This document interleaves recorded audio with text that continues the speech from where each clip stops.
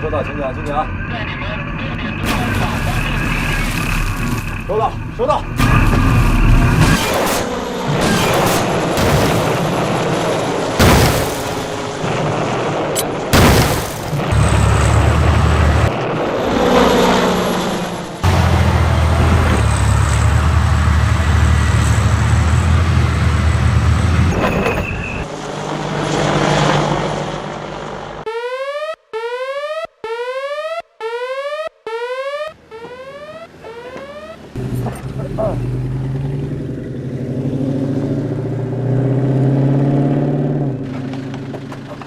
参谋长，怎么回事？报告旅长，肯定是江海那小子给打的。奶奶的，要不然不会这么准。鸭子到，不能走公路走了，从小树林绕道而行。是。检查怎么样了？报，这辆车坏了，抓紧时间抢修。是。你们两个上我的车。明白。陈班长，跟我们走。是。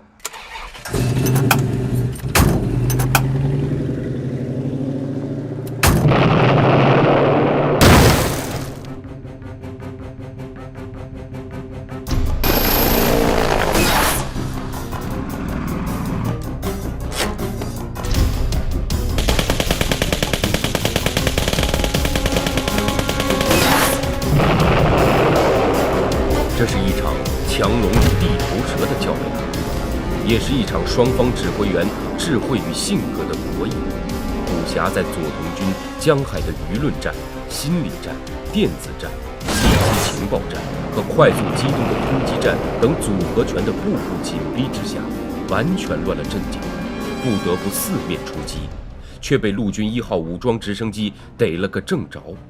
地头蛇被逼出动，成了捕蛇人的囊中之物。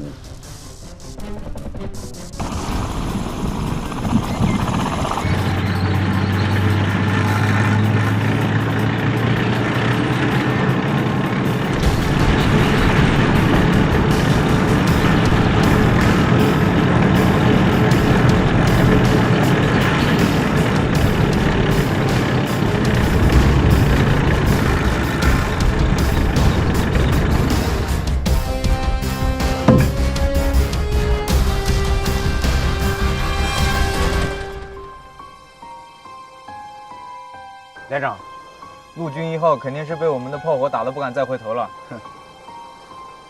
上阵吧，上阵吧！我是装部3连长，我连已到达330高地，陆军1号阵地被我炮火彻底摧毁，人员溃逃，无影无踪。山包收到，山包。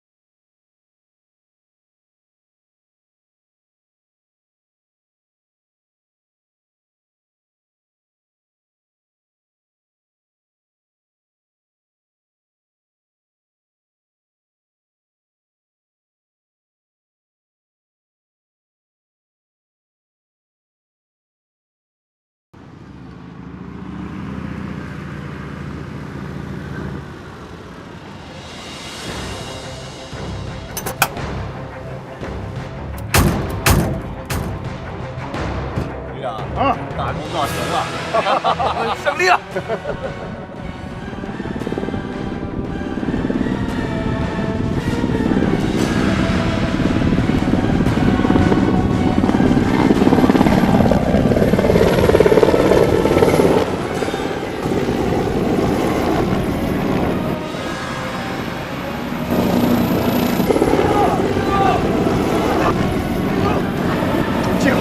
撤，快！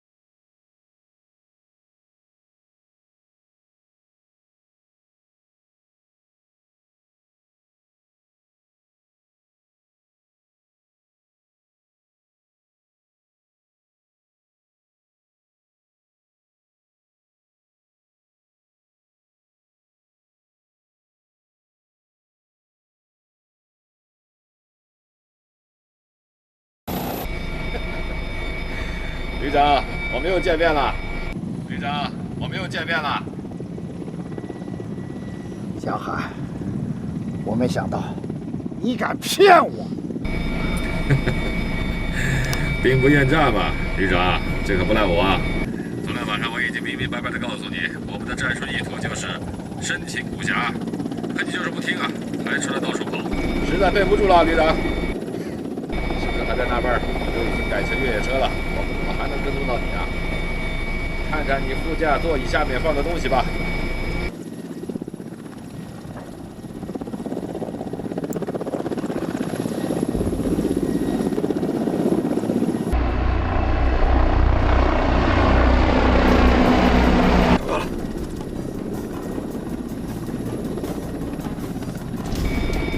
他发出的信号，我们通过卫星定位发现了你的位置。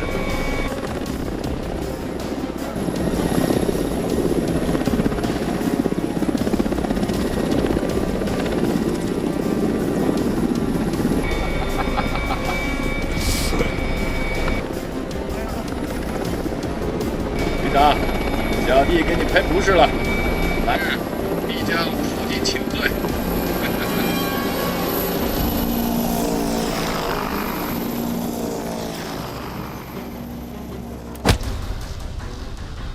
吴旅长，对不起了，只能说是你们运气不好了。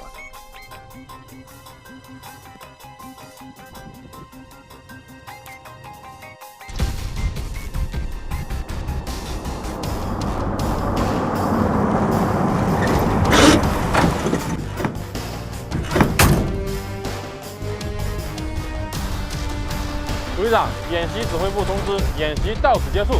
这是裁定书，请您签字。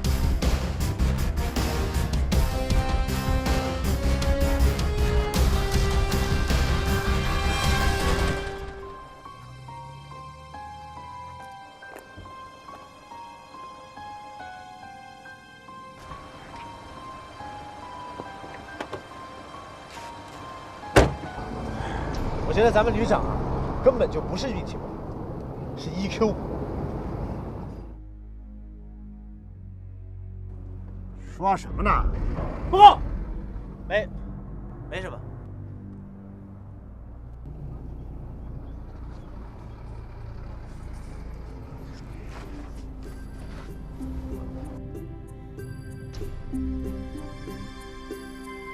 难道真的是我一刻不够啊？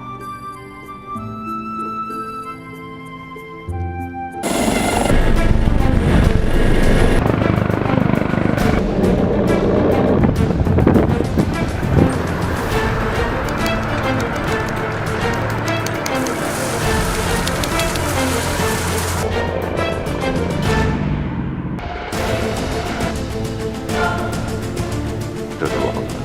报告，张司令、寇部长，各部队已经进入指定区域，战斗马上开始。首长们是不是到导演部看？到。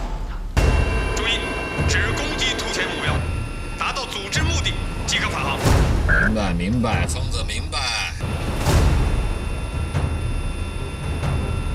师傅，我们可偏离航线20度了，马上进入战区，这样可以避开敌方雷达，我们能侧面迂回过去。偏离了这么多，我们要不要向团长汇报一下？哪那么多事儿？疯子，请报告所在位置，飞行状况。报告老猫，编队进入6号空域，飞行状况良好，报告完毕。到达作战空域后，立即报告目标位置、推进速度、装备数量。疯子明白，报告完毕。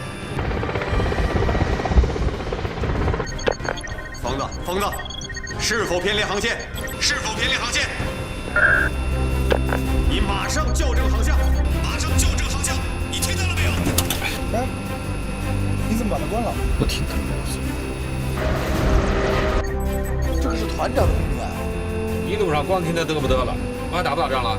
通知动2、动3、动4号跟紧，我们从5号战区东侧丘陵地带绕过去，从地平线轨道的侧方进入，隐蔽接地后发起跟进。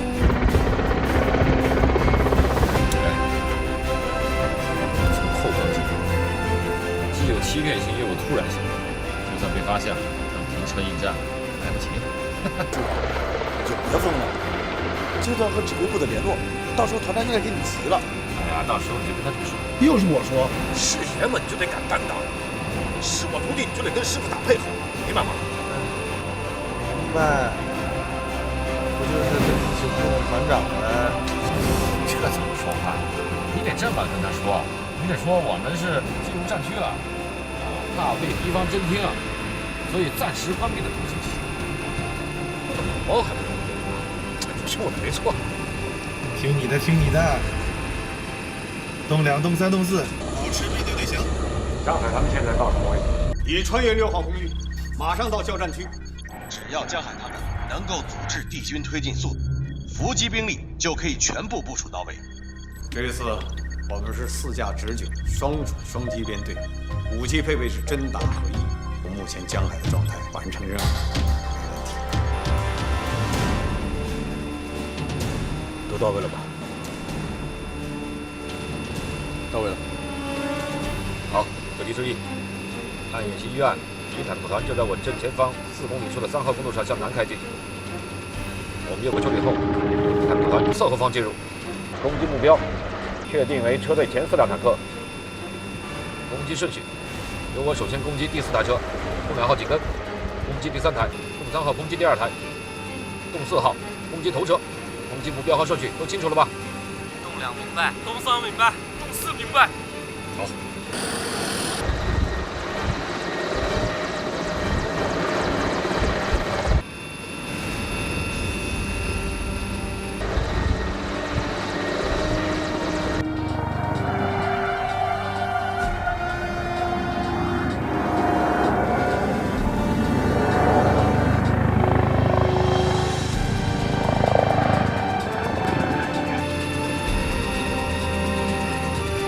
攻击！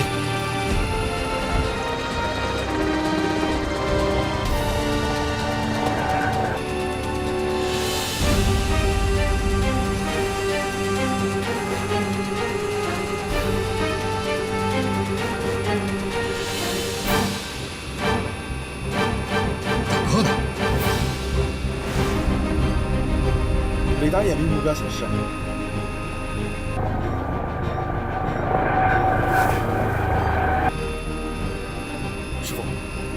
我们是不是把位置搞错了？没错，是3号公路。那时候我们来早了，坦克团还没有开出来。不会吧？有没有可能我们迂回机动飞过了，坦克团早就开过去了？可能我们进入5号战区没多远，一个西装满营的建制团至少也得5公里长，不可能这么快就开过去，连点烟尘都没有。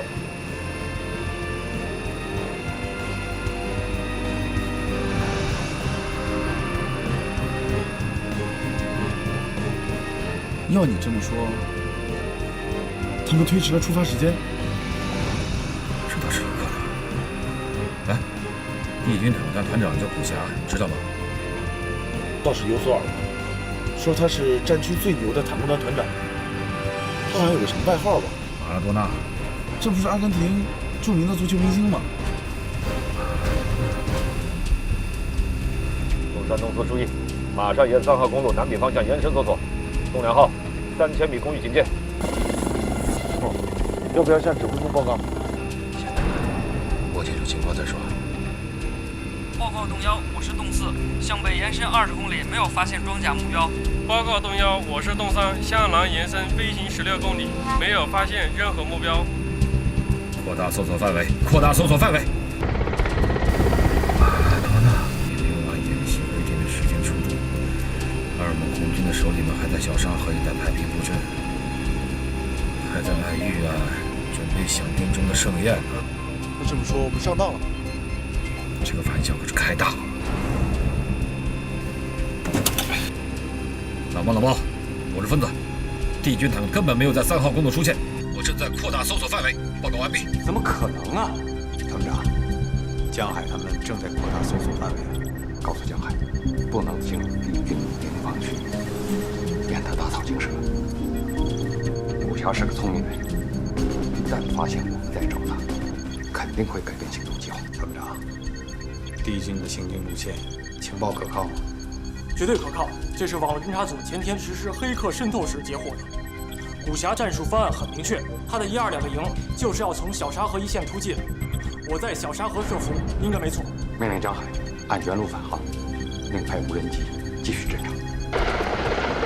疯子，指挥部命令你编队，立即按原路返航。返航？为什么？执行命令，立即返航。疯子明白。通知东3、东4向我们靠拢，东2继续空中警戒。你不准备返航？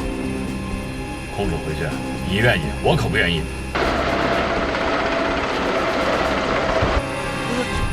这是命令啊！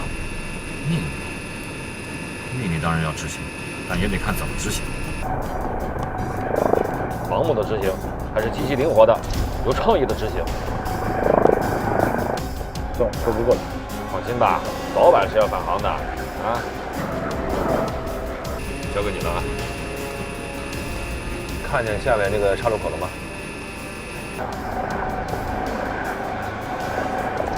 看见了，怎么了？下去看看。什么？落地啊？叫你下去就下去嘛。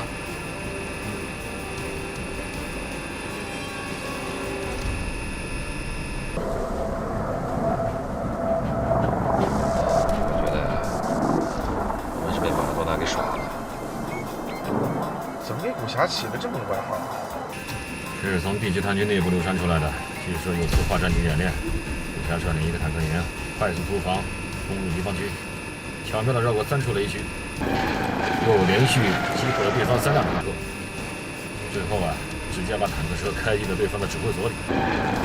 他的这场战役让人想起了著名的马赛回旋，韩代连续过了6名防守队员和守门员，最后一脚破门。所以喜欢足球的敌军参谋长就称他为军中的马拉多纳。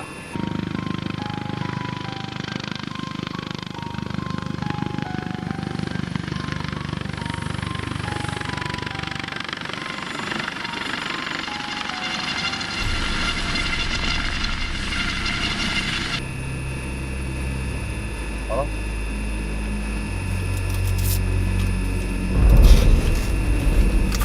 小心点啊！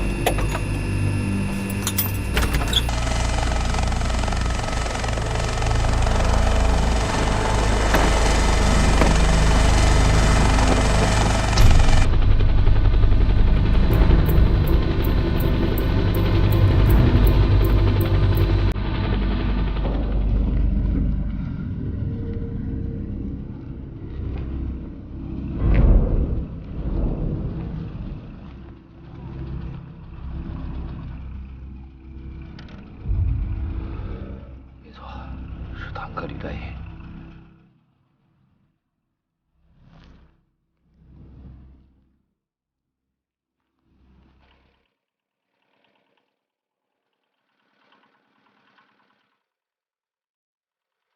老乡，部队在这里演习，你知道吧？知道。从这里过很危险的，坦克很快就过来了。坦克早就过去了，都过来了。你怎么知道的？昨天晚上过去的，过去半宿了。哦，他们去哪儿了？往西边去。西边不是山区吗？往山里去啊。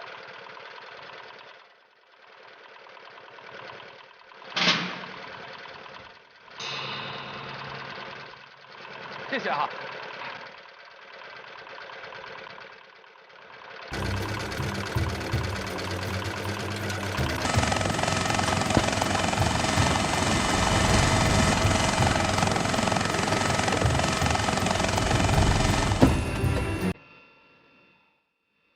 怎么样？有什么发现没有？什么话头？坦克昨儿晚上就过去了，进了西部山区。进山？地图。你看，从这个岔路口往西，确实有一条通往山区的公路。马尔多纳肯定是进山了。他进山干什么？这条路有可能通向我军的后方，我怀疑他要偷袭我们的后勤基地。那要是这样，可就麻烦了。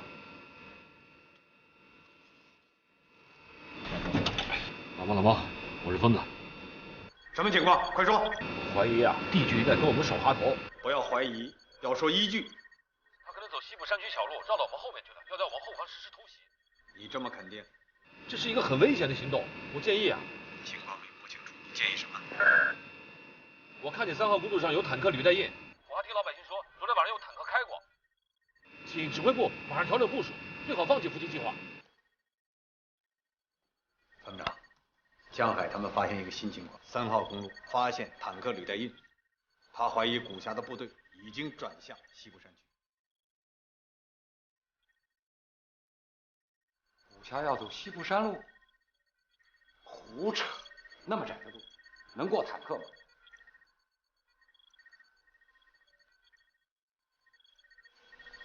江海大队长，我是参谋长，你在天上飞着，怎么可能看清公路上的履带印？我降落在3号公路旁边，我亲自在公路上查看的。什么？你落地了？是的，我判断帝军有可能从西部山区绕到我们后方。你看见坦克了？没有，但是我听老百姓说了。听老百姓说的？我看他真是疯了。我是疯子，首长，请指示。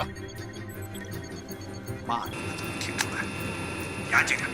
仅仅是听说就能得出这样的判断？一个飞行员干起了侦察兵的活，真是头一回听说。你叫江海他们马上返航，继续在3号公路上逗留，只会暴露我们的意图。是。疯子，请你按原路返航，听见请回答。疯子明白。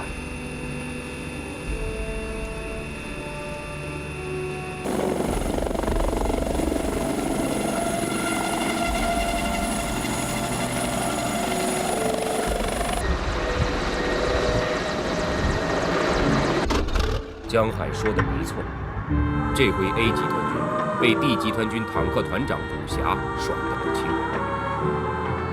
早在演习发起前10个小时，狡猾的古霞已经率领他的坦克团进入了西部山区，利用夜色和山林掩护，悄悄向 A 军后方长驱机动。A 军指挥部竟然一无所知，还按计划在小沙河一带设置伏击场。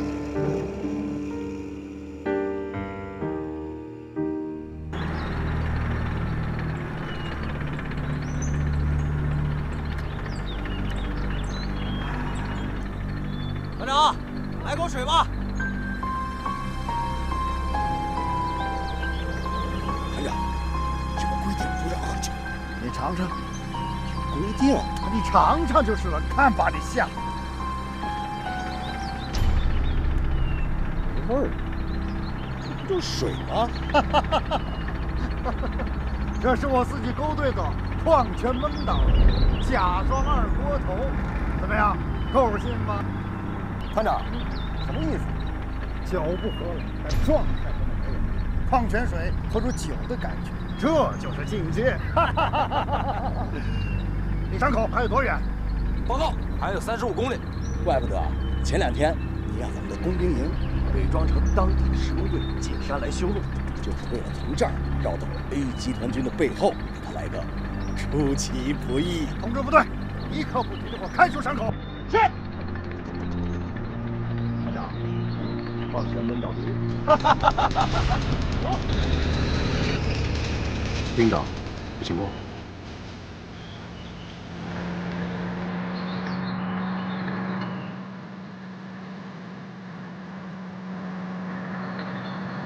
战场不是在小沙口吗？他们怎么会在这儿出现？像是一次例行。你看，那不是在消除痕迹吗？哎，副营长，我们要不要整他一下？首长要求我们不站边，只讲局。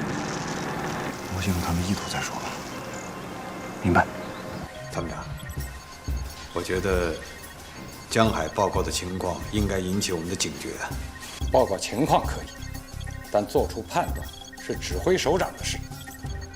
你同意他落地的？我也是刚知道。报告。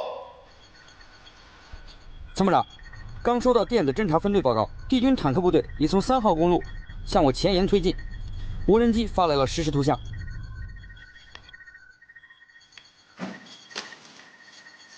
通知小沙河指挥所，做好战斗准备。是。左团长，看到了吗？4架直升机兜了那么大一圈，居然连一辆坦克都没发现，还得下来问老百姓。无人机一趟，连视频都发回来了。江海他脑子是不是进水了？师傅，指挥部说的也有一定道理。什么屁话？你看啊，西部山区道路狭窄，重装备根本就无法通过。就算是地军想偷袭我们，也不会选择这条道路。他们能飞过去？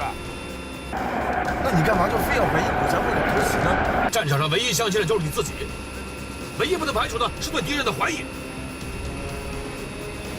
我可不想白来一趟。按照命令返航也不算是白来一趟吧？那你告诉我，地军坦克深夜通过3号公路岔路口，又突然神秘消失，不知去向，这个动作说明什么？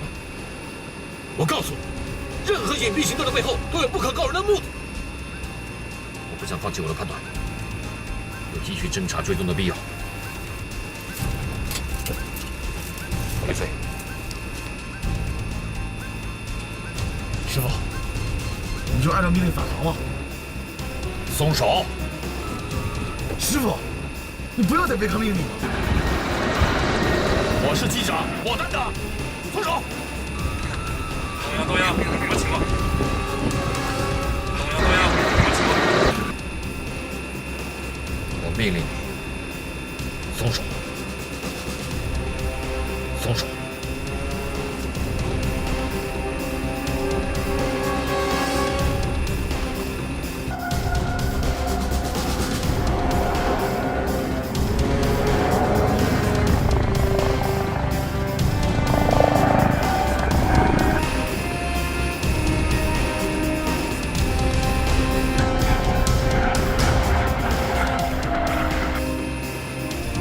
东2、东3、东4，跟上我们。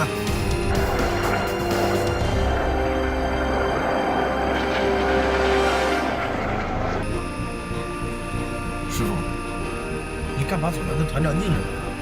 这不就是个演习吗？你给我闭嘴！演习就是为了打仗，打起仗来，什么情况都会发生。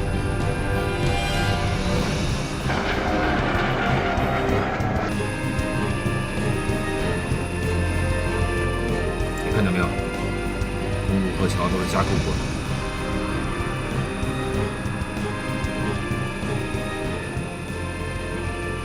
树上落满了尘土，这就是坦克开过的痕迹。通知编队减速，我们翻过山梁，沿另一侧飞。这片山谷我们从来都没有飞过，如果离开了公路，我们就更不好判断方位了。我们如果继续沿公路飞，很有可能会遇上敌军坦克。你注意看，这里还有一条平行的山路。我们如果沿这里飞过去，有可能会更加隐蔽的接敌。东2、东3、东4注意，控制飞行速度，保持前后距离，跟随东1，翻越山脊，沿右侧山脊隐蔽接敌。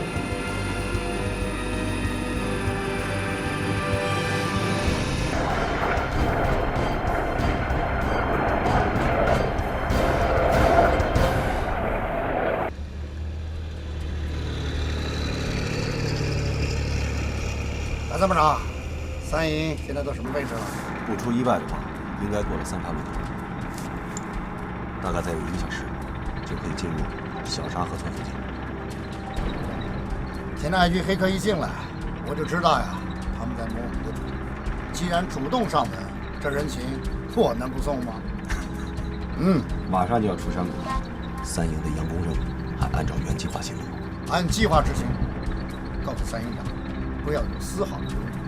阿西啊，有眼睛，把 A 军主力吸引过去，就算完成任务。我们一定要坚信，只有用3营备歼的巨大代价，才能换取我们长途奔袭的成功。我们的成功也将奠定敌军的最终胜利。打掉他的燃油补给，就等于切断了 A 军的大动脉。军长之所以能批准我的意见，看重的呀，也正是这一点。师傅，你看，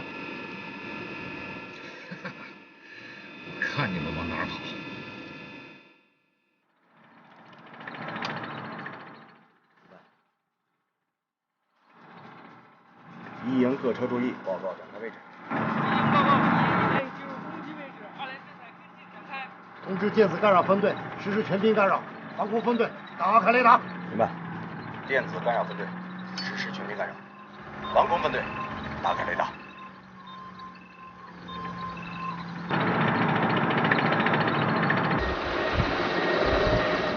命令编队准备攻击，动摇动2，原地跃升。首先对进入攻击线的坦克实施导弹攻击，动3、动4，沿山谷南侧进入，对山谷内公路上的坦克实施火箭干扰攻击。等一下，师傅，这毕竟是演习预案之外的行动，我们还是先请示团长。恐怕来不及了，敌军坦克已经在开阔地集结展开，非常有利于我们空中打击。如果让他们发起冲击，我们可就被动了。你听我说一句话啊，刚才咱们擅自行动，团长已经很不满意了。现在呢，我们又改变了返航路线，绕道飞行，这团长一点都不知道。如果再不请示就发动进攻的话，这错误犯的可就越来越大了。你怎么老这样？才怕狼虎马虎的。那请示了也是打，别打别请示不行吗？师傅，你现在正是正营调副团的一个坎上，不能一错再错了。毕竟这只是演习，又不是真正的战争，你没必要冒这个风险。你现在报告团长，团长也做不了主，他在请示于参长，参谋长在请示军长，黄花菜都凉了。我是你的副驾驶，我应该听从你的命令。可是发起进攻作战，这并不是一件小事啊。我们先报告，也算是把我们侦察到的真实情况通报给了指挥部，这对指挥部调整部署只有好处没有坏处的。师傅，只要我们报告了真实情况，我想指挥部也不会不同意的。好，报告，行了吧？老毛，我是分子，老毛，有电子干扰。团长，防空分队报告，雷达发现我上空有A军直升机过来。直升机？对。命令2营防空掩护，地空导弹全部进入作战状态。明白。可恶！妈的，逼咱挺敌。命令1营1连立即发起冲击，进入有效射程，马上给我开炮。明白。1营1连，发现目标，即刻开火。发现目标，即刻开火。还是不行啊！别折腾了，地底的全频干扰，再不打就贻误战机，后方基地就让连过端了。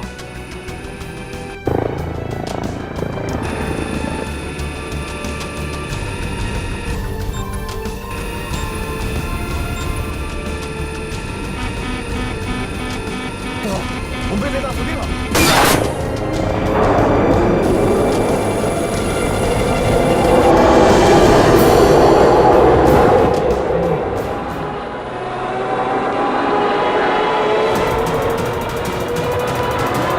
只要让我的导弹有他就别想跑。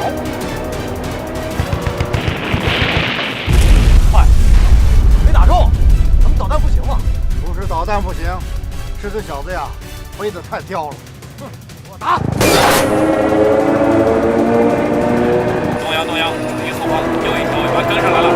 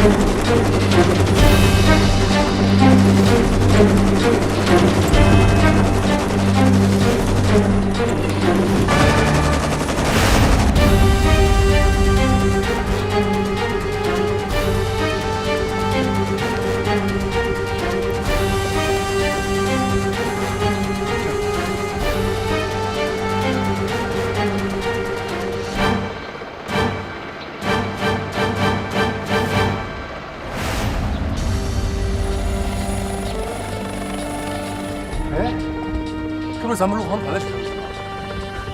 他们来了，不仔细了，不要跑了。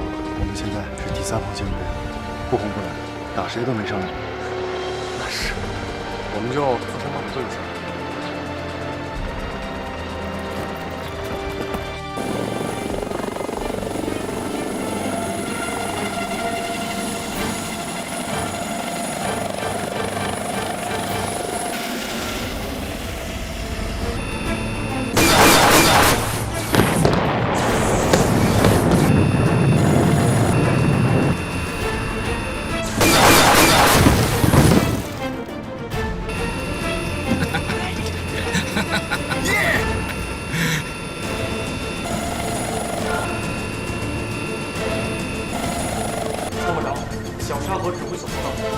帝军坦克团只有1个连的坦克进入伏击圈，后续坦克一直在2公里外走走停停。第2架无人机侦察报告，3号公路未再发现帝军坦克主力。后勤基地报告，发现帝军坦克部队、警卫部队正在组织防御作战，请求指挥部派兵增援。难道帝军真的移回到我们后方了？参谋长，看来江海的判断力已经到了。江海现在在什么位置？受电磁干扰，一直没联络上。这么说，他没有按原路返回。直升机已经撤离，2连是否可以展开攻击？命令2连立即发起攻击。明白，明白。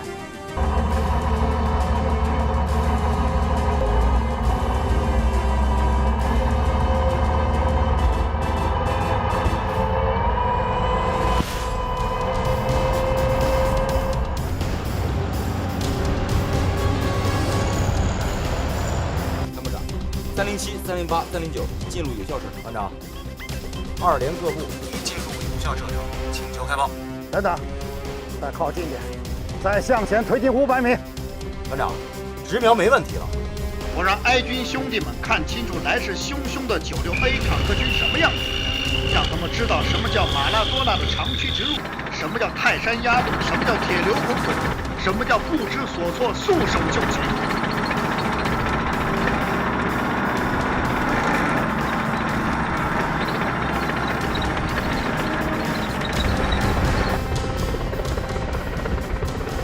坏了，怎么又回来了？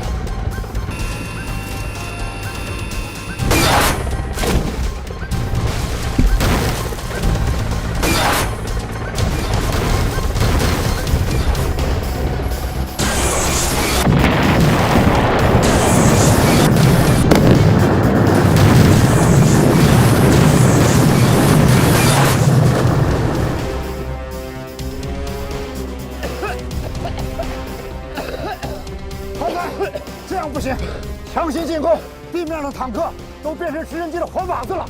通知各分队立刻转入防空作战，先干掉几局，不然再冲。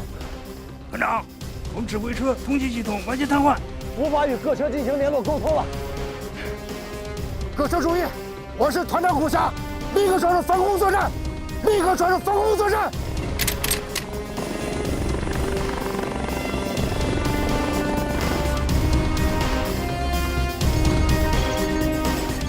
是导演部看信号过来的。这是江海他们吗？不是他，会是谁呀？报告首长，这是导演部发来的战况通报。11时30分，偷袭 A 军后勤基地的帝军坦克团2个营遭到 A 军武装直升机的拦截和持续导弹攻击，团指挥车被击毁，指挥系统瘫痪，多辆坦克和战车毁伤。导演部裁定，从11时40分起，帝军坦克团停止一切战斗行动，退出演习。命令前沿各部队按预定计划向各自目标发起攻击。是。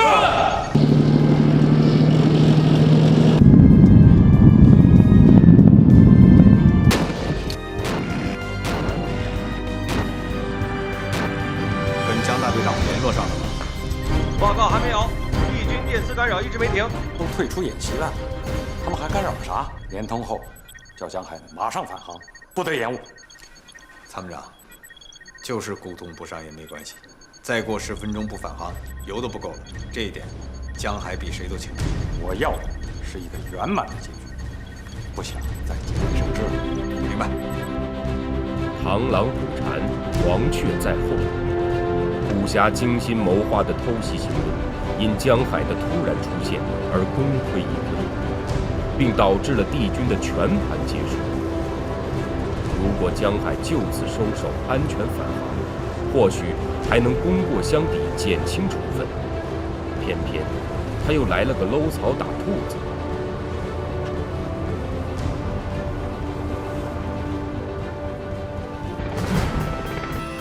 师傅，我们该走了吧？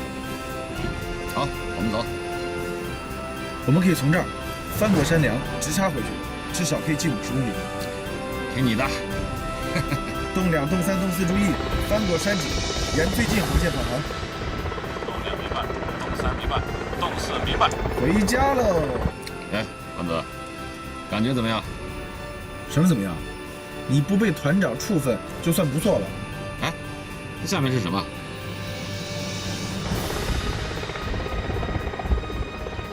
好像是帝军的电子干扰台。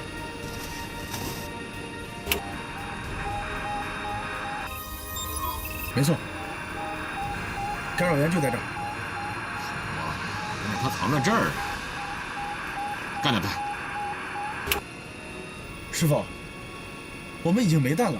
再说演习也快结束了，但他还在释放干扰，说明战斗还在进行。我没弹没关系，重量机上还有火箭弹呢。这样，我们俯冲佯攻，重量随后攻击，搂草打兔子，扩大战果。这演习都快结束了，他干扰不干扰的跟我们有什么关系啊？我就不爱听你说这话。什么叫没关系啊？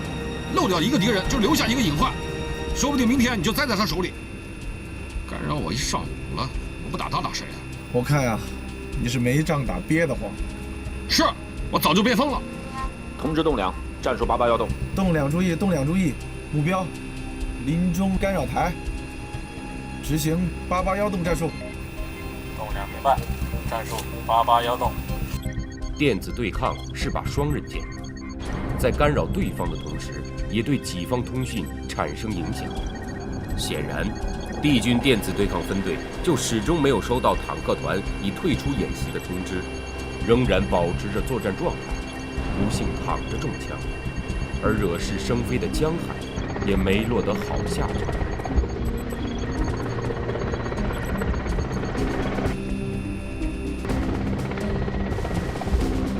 师傅，打电子干扰台的科目以前咱也没练过呀。你说的都是屁话，现在打不就是练吗？来，返航的油还够不够？返航是勉强够，要是再遇到别的情况，可就说不好了啊。行了，够回家路费就行。下去了。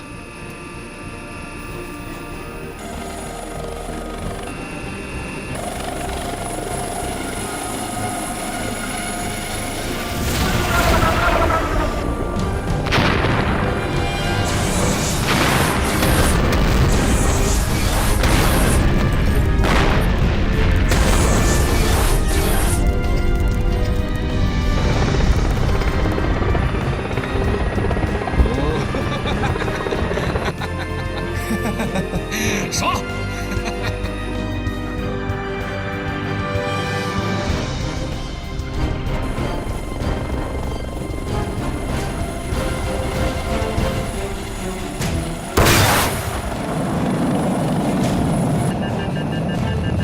不好，我们被导弹咬住了。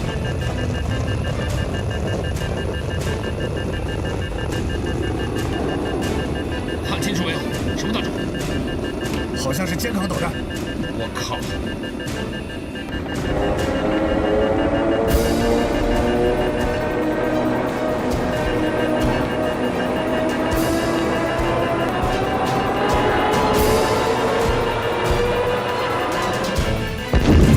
坏了，我们被击中了！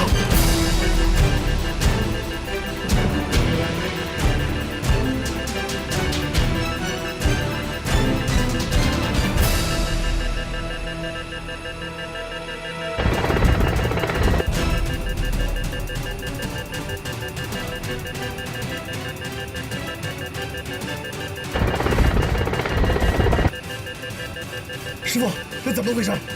距拉到头了，胜利还是不错。翻越山脊是不可能了。看来是不可能了，尽量保持平飞，冲出山谷。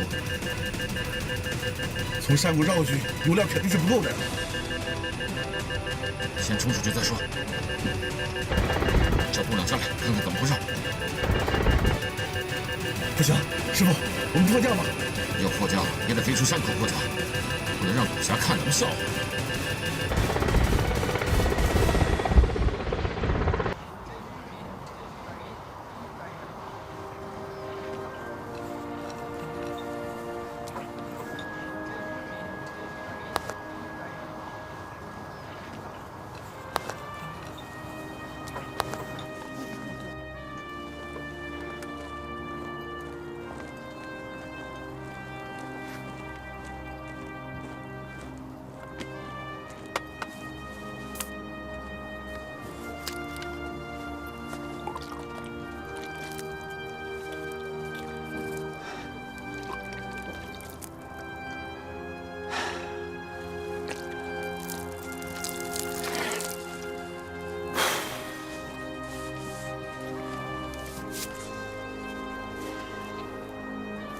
团长，指挥部来电，让我们晚上必须撤回驻地，明天一早开总结会。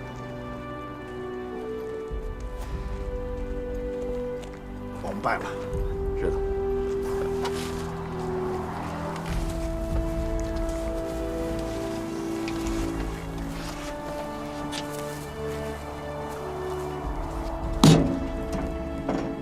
海军陆航团，我早晚要报这一箭之仇。哎，团长，你看，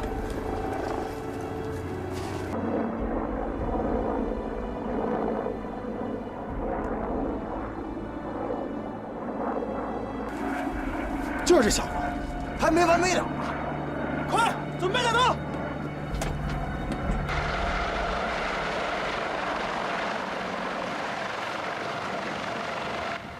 哎，团长，是不是出什么故障了？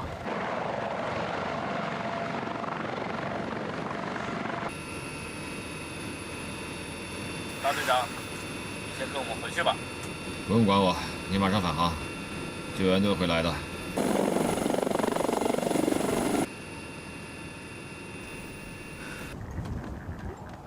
过去看看。那是。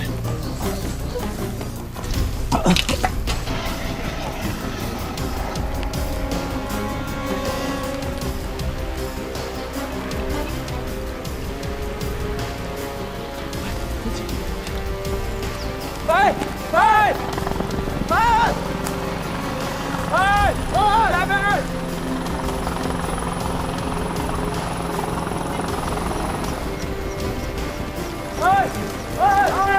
小林！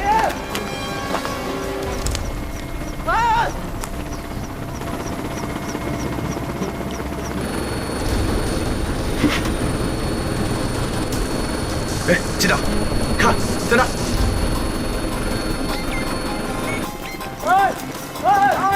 小林！哎呀，王司令看到了，现在情况有点复杂，可能降落有点困难。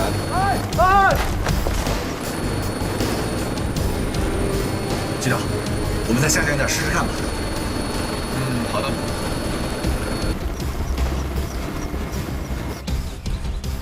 王子，我是指挥中心，情况怎么样？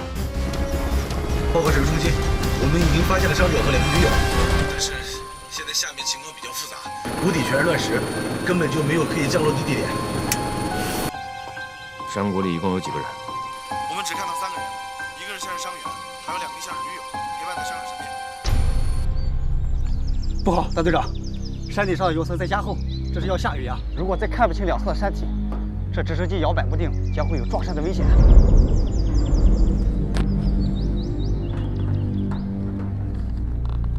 连长，我们绕到后边地方再试试看吧。好。杨军队长，我是江海。如果情况复杂，确实不适合降落，请你立即返航，立即返航。明白，立即返航。接后方指挥所。团长，我是江海。天门山峡谷地形极其复杂，杨军他们已到达伤员所在高地上空，但无法降落。山体现在出现积云层，有降雨的可能。前方指挥所决定暂停直升机救援行动，我已命令机组返航。情况我已经清楚，刚接到军部通知，军部指示，在天兵山附近训练的特战旅派出一支小分队增援你们。直升机返航后，原地待命。是，原地待命。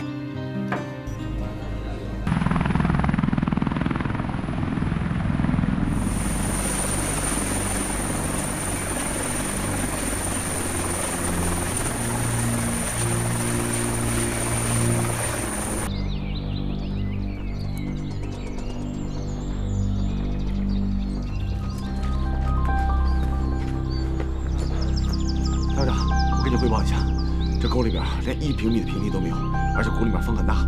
我们返航的时候，山里边都已经开始下雨了。杨军呢？他在后边，一会儿就到。过来了。先去休息。行。走。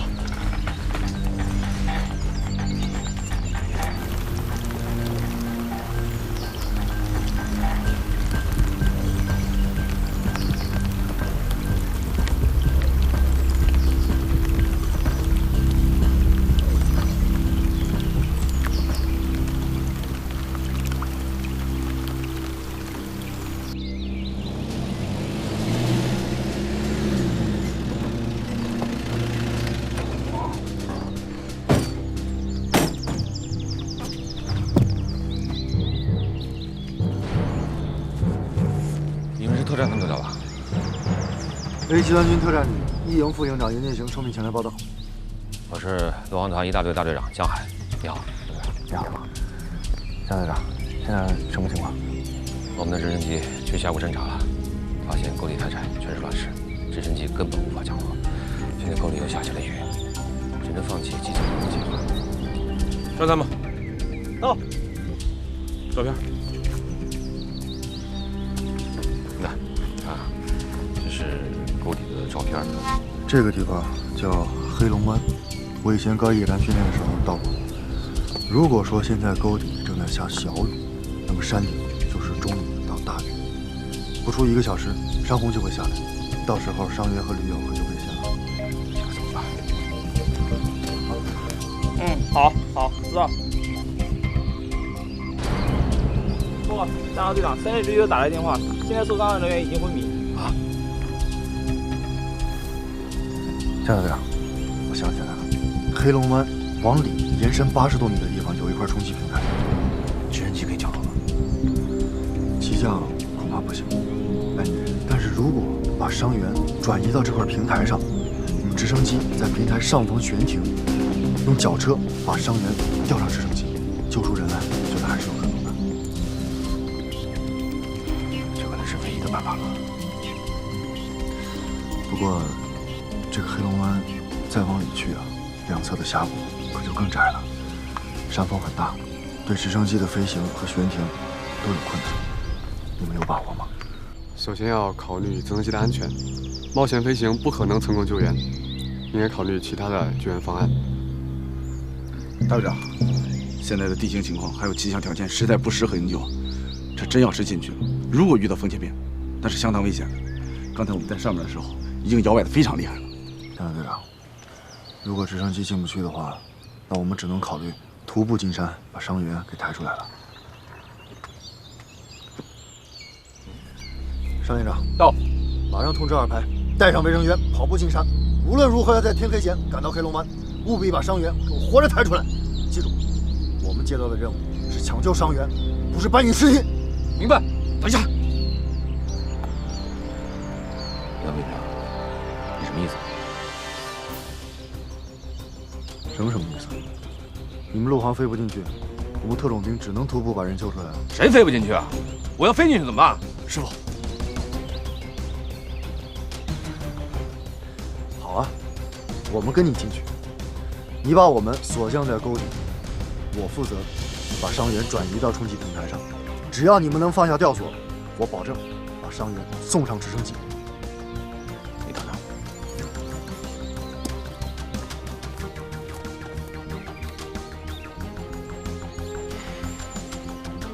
团长，我是江海，有一个紧急情况向你报告。请讲。目前伤员已经昏迷，山里开始下雨，如果不尽快救出伤员，山洪爆发，伤员和旅游属境将不堪设想。特战队的袁副营长提出一个可行性的营救方案。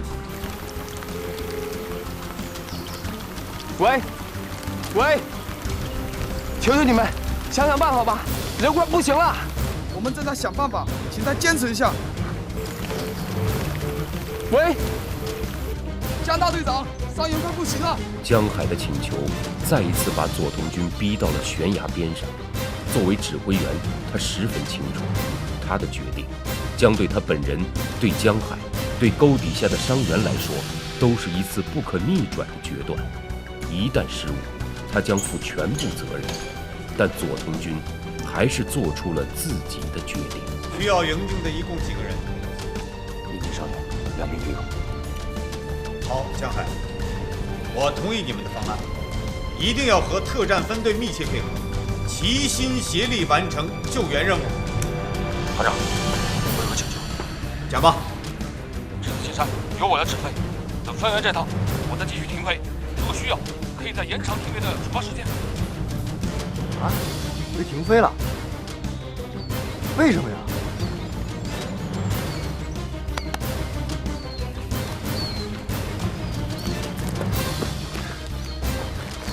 怎么了这是？哎呀，是这样的，上次参加南点3号的军事演习，我们大队长违抗命令擅自行动，带领我们陆航编队攻击了敌军的坦克团，还干掉了敌军一台电子干扰台。最后被人用健康导弹给打中了，这不就背了个处分，停飞2个月，到现在这停飞令都没撤销呢。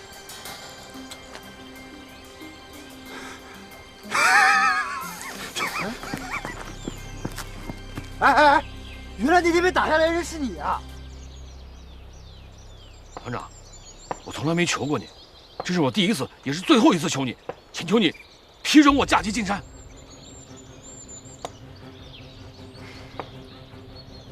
团长，你要是再不同意，我就……你急什么？谁说我不同意了？江海，到。我宣布，从现在起，暂时解除你停飞处罚2个小时，立即执行营救任务。因情况特殊，你担任临时机长，杨军为地面指挥，刘小斌负责空中瞭望，机械师为轿车手，与特战队密切协同。必须在天黑前将3名被困人员一次救出，执行吧。是。杨军机长，由你根据当地气象条件指挥救援行动。是。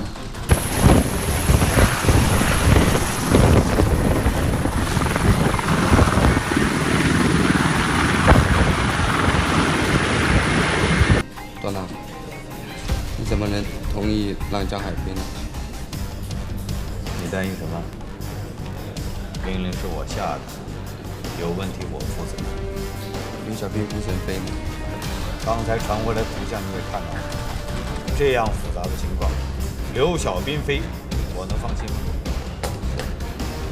再说，我要是不同意，你以为江海就不自然？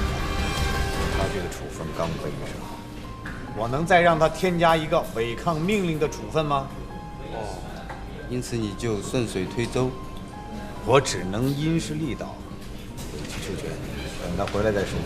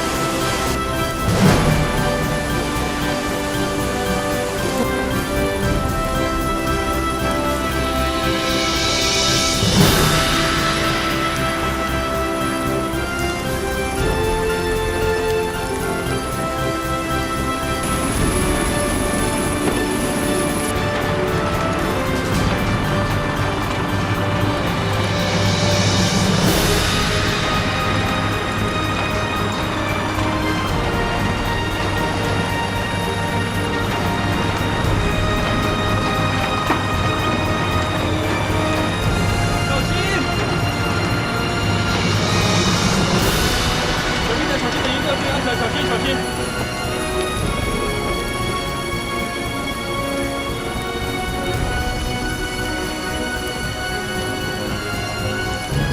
你们俩有事吗？可以走吗？照顾好他。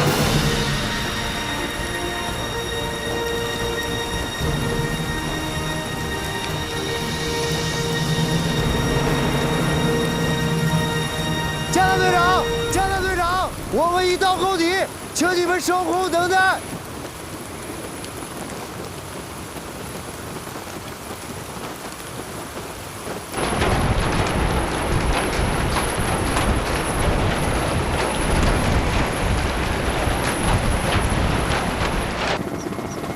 怎么样？没事吧？这样，你们俩还能走吧？好，我来背着他，把他转移到那块平台，好吧？走。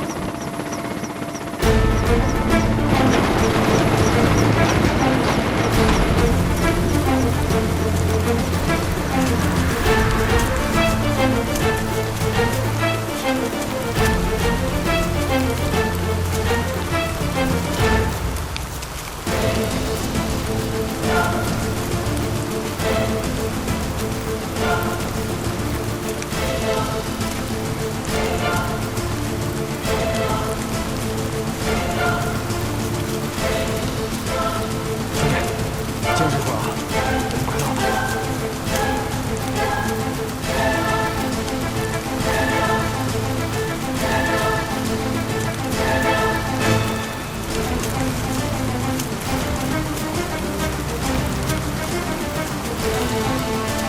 江南队长，江南队长，我们已经到位，你们可以降低高度，放下脚车。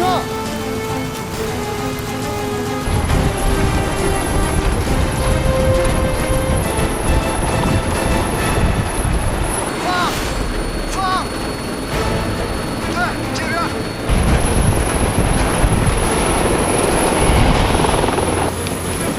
报告。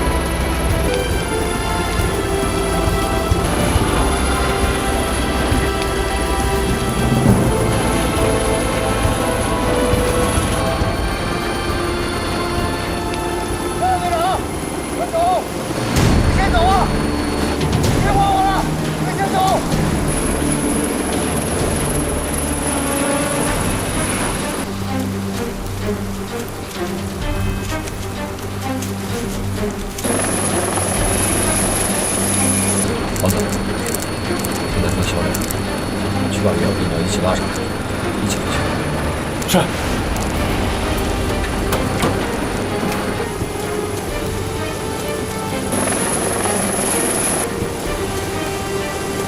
你们怎么回来了？谁也走不了了，快走！走啊！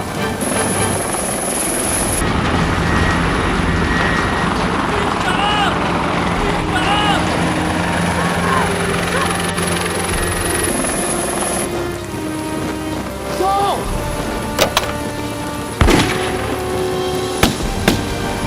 快走！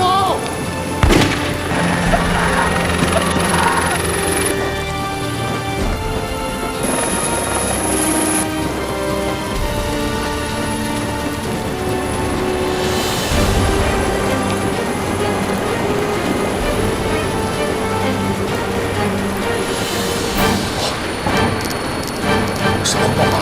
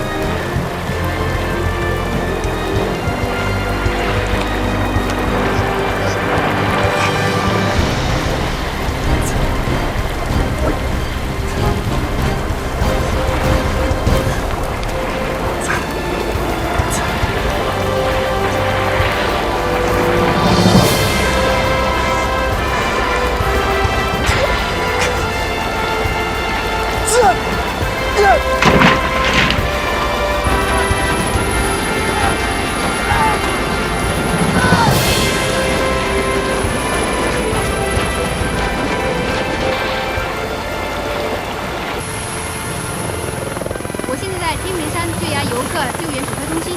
现在伤员跟2名驴友已经被解放军陆航直升飞机从深山峡谷里救出，并已安全送上了救护车。我们也看到伤员伤势很重，但神志还算清醒。我们从救援指挥中心得到一个重要的消息，在营救这名伤员的过程中，有1名解放军特种部队的副营长不幸被突发的伤亡冲走，目前下落不明。江海知道，当初他要求驾机进山的冲动，就是来自袁剑行对陆航飞行员的藐视。这种军人间的暗中较劲，正是军人血性的表现。也正因为如此，袁剑行的音容笑貌一直在他的眼前挥之不去，总觉得袁剑行还活着。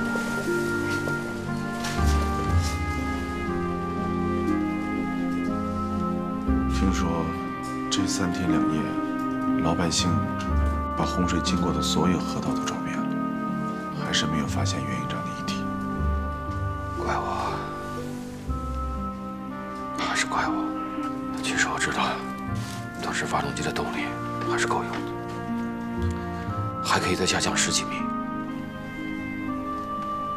可是我犹豫了，我怕云层越来越低，返航的时候看不清山头。其实，我再下降一次，也许袁副营长就可以得救了。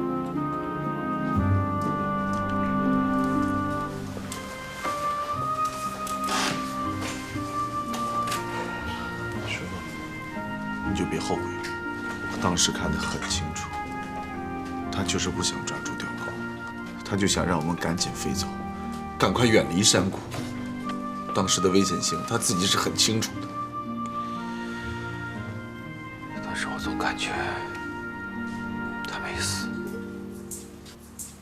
他还活着。为什么？临登机前，他说了一句话，让我印象很深，有点匪夷所思。原来那天被打下来的人是你啊！匪夷所思？我不知道他当时为什么那么兴奋。他知道是谁用江康导弹把我打下来的。原来那天被打下来的人是你啊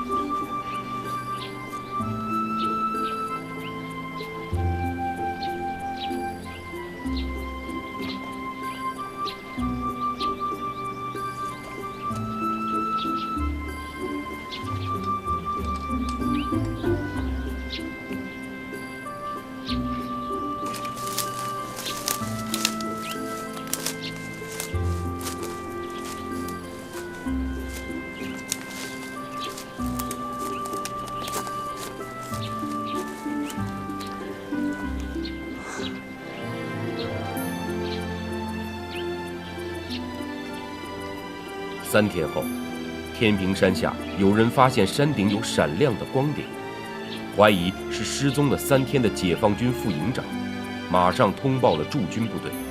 A 集团军命令陆航团迅速派出直升机前去侦察和营救。团长，我跟着去吧。任务是2大队完成，你去干嘛？袁副营长是跟我一起参加救援失踪的，我这2天闭上眼睛都是他。现在有了他的线索，你说我能不去吗？再说天门山我也熟悉，我也飞过，你就让我去吧。什么事都落不下你，去吧。是。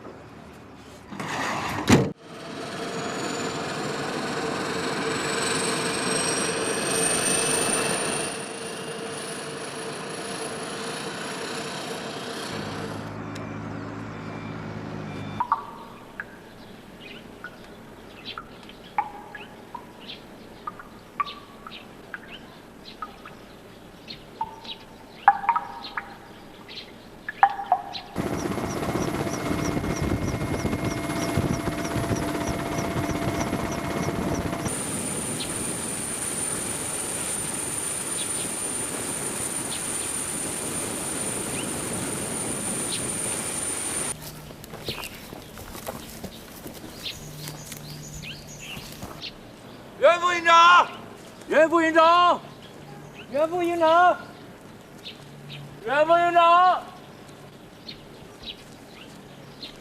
袁副营长，袁副营长，袁副营长，袁副营长，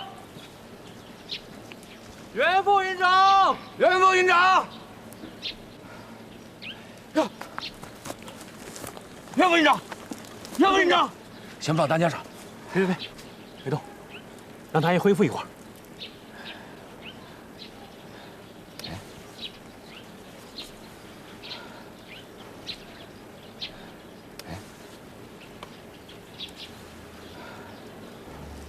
他是用这个小镜子报的信。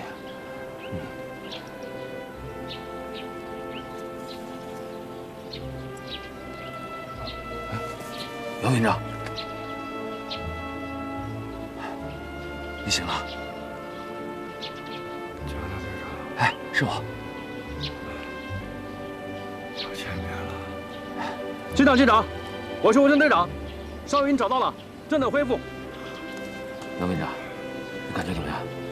没事，我没受什么伤，就是太累了。啊，吃点巧克力，恢复一下体力啊。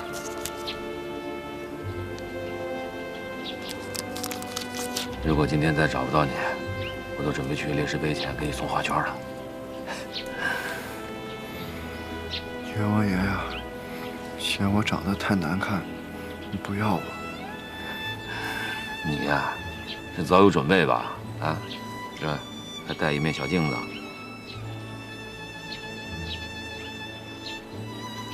这个是我老婆，这镜子呀。就是他送给我的。他让我每天早上刮胡子的时候用，这样我俩就能每天见面。你爱人的心可真细呀！多亏了他，这次是他救了我呀。有的人说呀，战争让女人走开，可是我不行，我想的是他给了我活下去的勇气。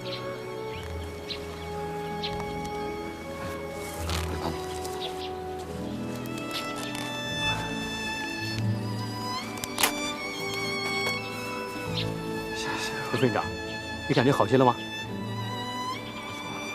还有10分钟，我们就可以登机了。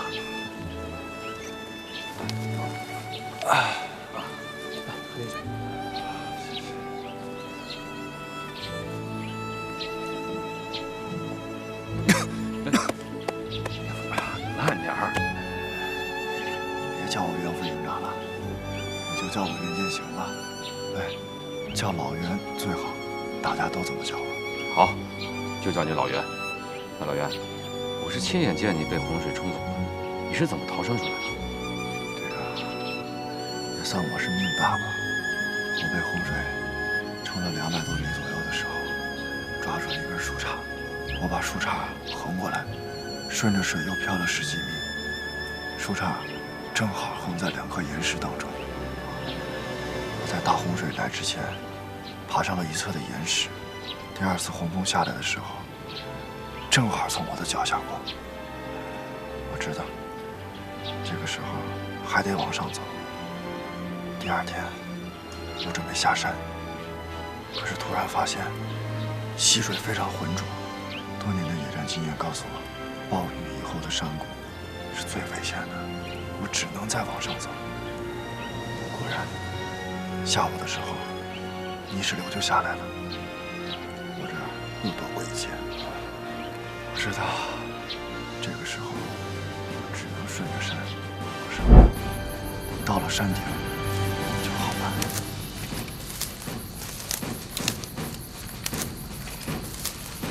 我看到了月亮和星星，辨别出方位，只要再往上爬，翻过山顶就可以看到城镇了。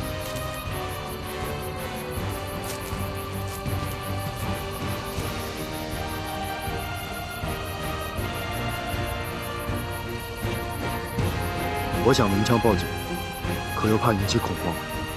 毕竟，山下老百姓还在睡梦中，枪声一响，不知会发生什么情况。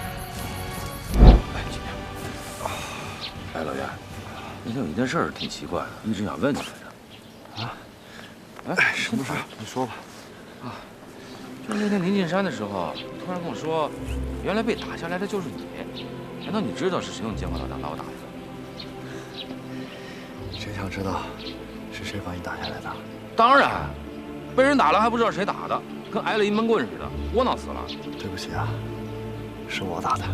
是你用监控导弹打的我？对，是我打的，是个 F-006。你是 A 集团军的人，怎么打自己陆航团的直升机呢？那次演习啊，我们特战营的一个分队被抽调到总部，任务呢是担任第3方势力，既不属于红方，也不属于蓝方。首长要求我们在红蓝双方产生对峙焦灼状态的时候，择机对其中一方或是各方发动袭击，搅乱战局，有意制造战场混乱，让对抗演习的形势变得更复杂、更逼真、更贴近实战，以此检验部队的应急处置能力。可是帝军已经被打败了呀，我们已经返航了。是，你们攻击帝军坦克团的整个战斗，我都看得一清二楚，目睹了那场别开生面的直9大坦克。可是后来啊，你们有点得理不饶人了，在返航的途中犯了一个低级的错误。这个，咱们还没上手呢，什么事都没干，这演习就结束了。谁知道他们坦克团一上陆航团就变这熊样了？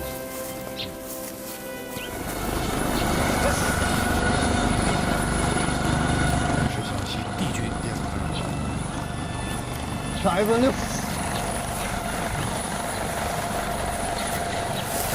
长，你要打一个风筝。这小子有点贪得无厌了。刚刚低空飞过，现在又再次返回，怎么？你看地面部队就没有防范吗？